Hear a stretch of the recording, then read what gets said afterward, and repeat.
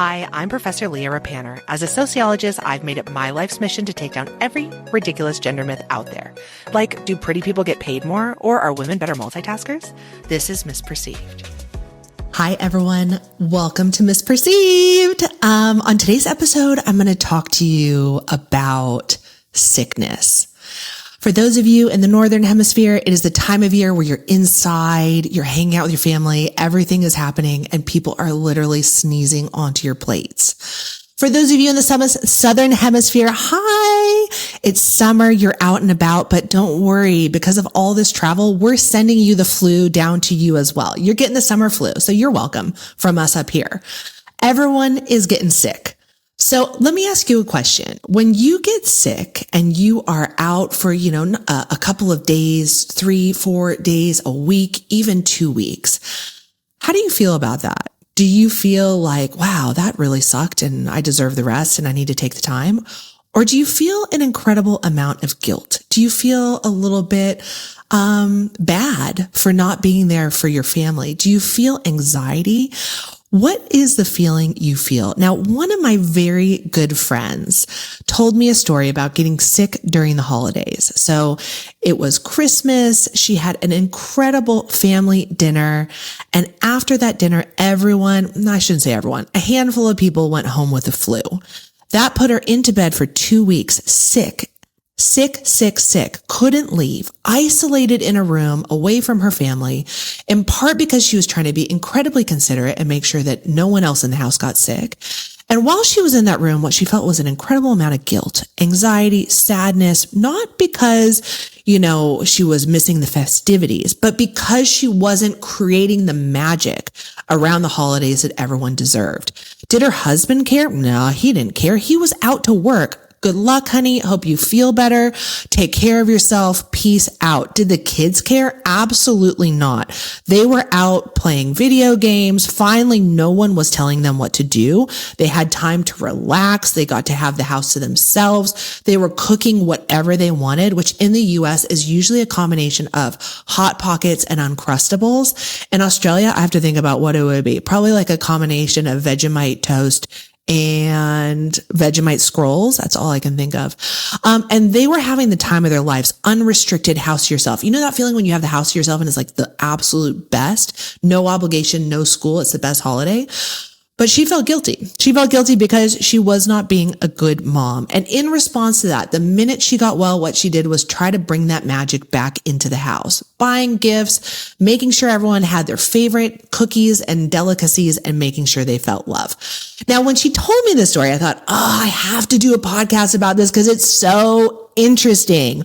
Do women feel guilty when they get sick? What is happening here? And what is driving this guilt? So if you are currently nursing a cold, a sickness, an illness, and you're like, wait a minute, this is me, don't you worry. I'm here for you on this episode. What is going on here? Now, there's a couple of things from my sociology brain, putting my academic hat on. Let me tell you what's happening. There's a couple things going on. If you are US based, right? If you are in my US based listenership, and now let me tell you something, get ready for a humble brag. We have the most global audience listening. Y'all are coming from everywhere. Denmark, South Korea, Ukraine, US, Australia, New Zealand, like everywhere y'all are listening to me. I want to tell you how exciting that is when we come back up in the charts because we got a new country on it. Italy, Japan. I just want to say, I see you and it is the thrill of my life. So thank you for listening from all around the world. Love you. But if you're living in the US and you're like, whoa, yeah, I feel so guilty when I get sick, or I feel bad, not just like ill, but bad when I get ill. Let me tell you what's going on. This is a US specific thing. In the US, we view illness as a personal failure. If you get sick, you've done something wrong. You've obviously made a mistake. Somehow you've exposed yourself to a pathogen and that is your fault. Or if you get a more serious or chronic illness, it's kind of bad luck and you should try harder. There is something you have done wrong to get the blame. Now, why is that happening in the US? It's interesting, right? I think COVID showed us something different, that illness actually is not our fault, but it is something important. But, the US old habits die hard. Now, what's going on in the US specifically, why sickness leads to such feelings of guilt? The first reason is that we're so heavily capitalistic. Now, this is a country that talks about time as money. Productivity is the answer. We have the Protestant work ethic coming through, which means like you should basically just restrain yourself from any pleasure and use all your time to build money to then pass that on to the next generation. Now, that's something that came out, I don't know, like 1800s, maybe 1600s. I'm not a historian. Don't quote me on that. But that's like an old norm that dies hard in the US. Like time is money and you need to be productive. And if you're not using your time in productive ways, you're a bad person. That has kind of our historical roots, that has our religious roots, and that comes in.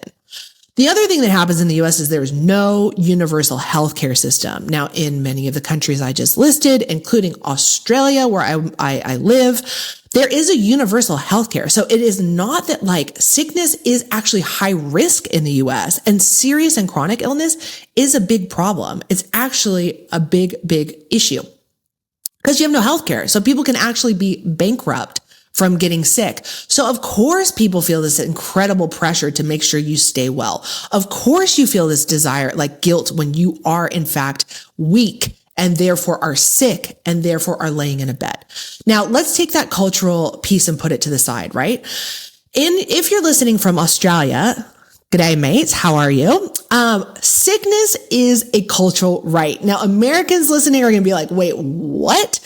In Australia, to be sick is your cultural right. You have a right to sickies. Australians have this thing called chucking a sickie. And basically what it is it's so universal that you just know it. Like people are going to chuck a sickie on a certain day.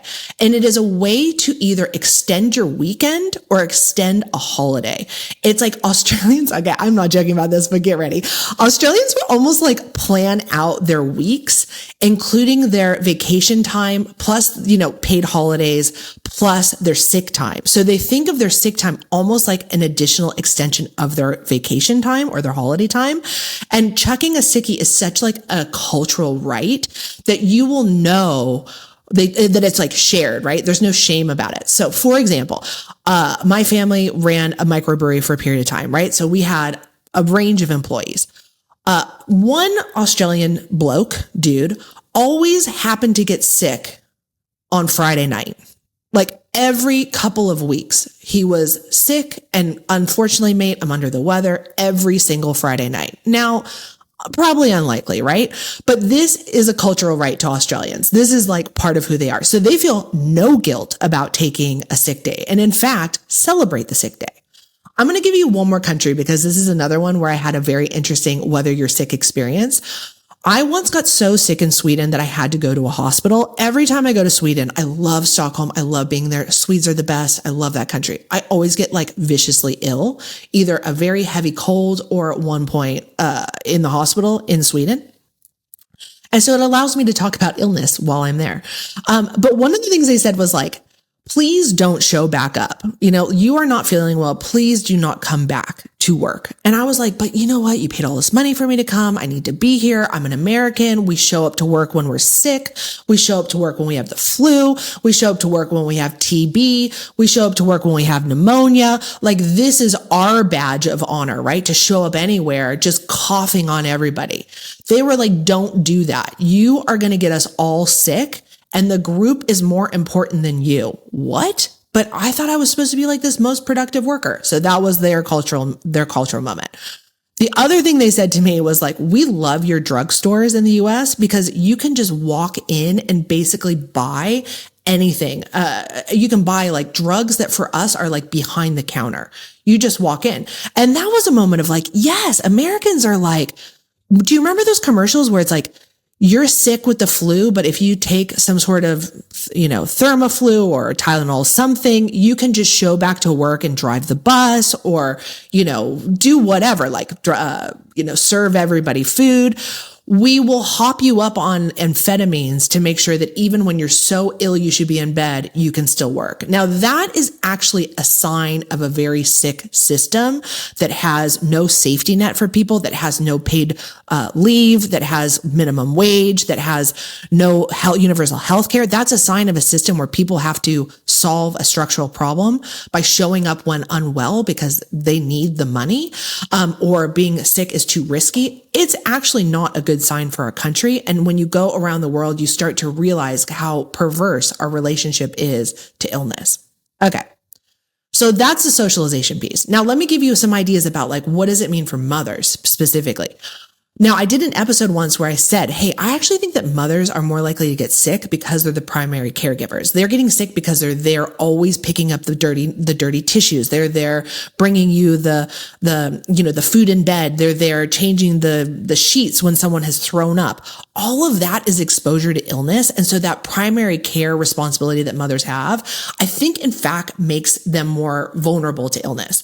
And so that's just something to think about, that like you are probably getting sick from your kids being sick in part because you are there doing all that work when maybe your partner isn't doing that work. And so the more we could share that, the more we'll share the illness too. But the thing is that even though we know illness is like a pathogen or something going wrong in our body as a disease, we feel so guilty about it. Why? Why are you feeling so guilty? So in my book, and I'm not the first one to show this, but I'll talk about it. In my book, one of the interesting things that mothers talked about was if they got sick, right? If they were out for the count and not like out in bed, out for weeks or something serious happened, they were so worried that things will go wrong. They were so worried that things will fall apart. This is in part because mothers hold all of the mental load about life organization in their brains for the entire family. So if they are out, they are the person that is keeping track of everything that needs to be done. Now, for those of you who are new to my podcast, the mental load is the emotional thinking work we do to keep work, life, and family running. And I have a new book coming out. I finally got to reveal the cover. It is amazing. The book is called Drained, and it's all about introducing you to this mental load. And so what mothers across those interviews would talk about was like, I am holding the entire mental load of everything that needs to be done for everyone. I know where everything is. I know what prescriptions need to be filled. I know who needs what at what moment in time. The one woman gave me a color-coded a calendar for her partner when she took a couple days to go to an event, but mapping out the amount of knowledge that mothers have in their brains for their partners. When they get ill and they can't do that work, things do go wrong. They're worried about that. I'm telling you, that's because you're holding it all, and don't panic. Actually, letting other people step in is one of the key ways to help share that, to help make the invisible visible, to help make sure that you're not holding it all at the expense of you. And this is something that came through my research, that moment where mothers stepped out and let everyone else step in was really, really good for the family. It was good for people both to see the work that she was doing, but also to create new and different routines and responsibilities, to shift that I'm the only person holding it all to giving them everybody a chance to do a little bit and take part, to create more of a family unit that's helping and supporting each other, as opposed to one person holding all of the responsibility. I'll say to you that Arlie Hochschild in her second shift, seminal work, the one woman who there's two women who got their partners to do more. One was this woman who was very traditional, but then always got sick, and then her partner had to step in and do it. And the other one was who divorced her husband. So like illness and divorce were the two ways. Sorry, she left him. Okay. The other thing that's going on, so things might go wrong. That's one of the fears. And if you're holding that, let that go a little bit. When you're ill and things go wrong, that's good. Everyone can see what's being done in your absence. Everyone can see what you're holding. The second thing is that there's this norm that mothers are the linchpin of the family, that people will suffer without their love, that no one can treat your kids as well as you can. I'm going to say to you, you are doing a great job. And yes, of course, they need your love. They love your love. You love and care in special ways. But what an incredible amount of pressure to put on yourself alone. Think about the way in which you feel from getting the love from your partner, the love from your kids, the love from your friends, the love from your family members. That diversity of love is so incredibly valuable to us. The idea that you are the only one who can provide that love to your children or to your family or to your partner is negating the value of their love, the way they do things, how they step in with you. So let this be a moment to reflect on that and to receive, to be a person who is receiving the love, the kindness, the everything from everyone else. Let this be a moment to reflect on their joy that they bring in their own unique way. You are important to giving your family love. You are an important piece, but you can't be the only player.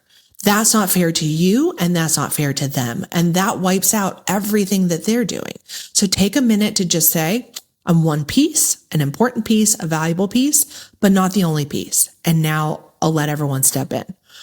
The third thing I just want to say to you is that you deserve rest. Now, one of the things that came through my interviews that also came through my good friend Katie Collins's book is that mothers feel an incredible amount of guilt when they have the rest. Now, I know sickness is a little bit of a different type of rest, but you deserve rest whether you're sick or whether you're healthy. You deserve a recharge no matter what. In part because you are giving, you are doing, you are investing, you are thinking, you are caring, you are burning through your energy in a million different ways. Well, 8 different ways in your mental load. I'll tell you about that in my book, but you're burning through your precious energy. And if you are going to do that, you need to recover and rest. And you need to recover and rest without guilt. Because if you are sitting there watching movies or sleeping or whatever you're doing when you're unwell or when you're well, and simultaneously your brain is going through all the things that should be done that aren't being done, the feelings people are having, and you're feeling guilty, that is not rest. I'm talking about rest in the body, and I'm talking about rest in the mind. You deserve that because you are a human working hard. And you deserve that because you are a mother working hard, or a woman working hard, or a father working hard. Now, in the interviews, dads did not feel any sense of guilt around rest. They saw it as a strategic investment in their energy to do whatever they had to do for the family. But mothers talked about rest with guilt, with anxiety, feeling bad. So in conclusion, I'm here to tell you, knock it off. Stop it. You don't have to do this. You don't have to carry the burden. You don't have to make it worse. All you have to do is start to think through these things that I'm saying to you. This is one of my goals, my dreams, my purposes in this world. I'm increasingly confirmed this is what I'm here to do. I'm here to say to you, let's take a pause. Let's reflect on why you're feeling this way. Let's talk about how social norms and institutions can make this worse for you. Let's talk about how social norms make your mental load heavier. Let's talk about how social institutions create systems that make it really hard to step into rest, to step into illness, to do different things. And let's start to think about, is this a personal failing on your part? Or are you actually responding to norms that makes it really hard? And if you can start to see them, I believe you can start to choose whether you believe them. And this is my purpose, and this is my goal. So, how'd it go? Are you guys sick of me yet? It's like a dad joke at the end. Let me do a dad joke at the end. Are you sick of me? I hope you have the most wonderful week. If you are unwell, I'm sending you love, restoration, and beauty. And I can't wait to talk to you next week. Oh, sorry, just real quick. Everything you're doing is helping. I don't know what's going on, y'all, but you are incredible. We're getting more likes. We're getting more reviews. We're staying in the charts. I don't know. People are sharing me on Instagram. Like, the word is out and the momentum is happening. So can I just say first, thank you. I love you for that. Any little, the algorithms are liking me. So whatever you're doing, can you keep doing it and do it a little bit more? So thank you. I appreciate that. And I'm here to do this work. I hope to help you feel lighter, brighter, and more joy. So may you have the most beautiful week. And thank you for listening to Misperceived, where you don't need a PhD. Not at all. Just come hang out with me. I love you. Have a great week. Mwah.